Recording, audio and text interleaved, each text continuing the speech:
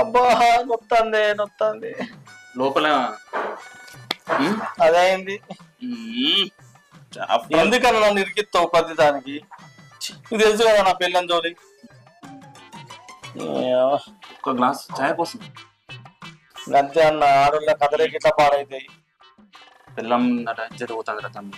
అబ్బా ఇంట్లో ఒక చక్కెర చాపత్త కూడా లేకపోతే చీపుగా కూతారు నన్ను.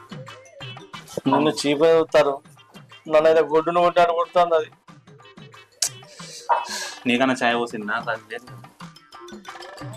ఎక్క తక్క ఎత్తునాట ఇంటిని పోసి చంపుతారు నన్ను. చూడు లోపల వెనక దాన్ని ఏం చేస్తావు చూడు.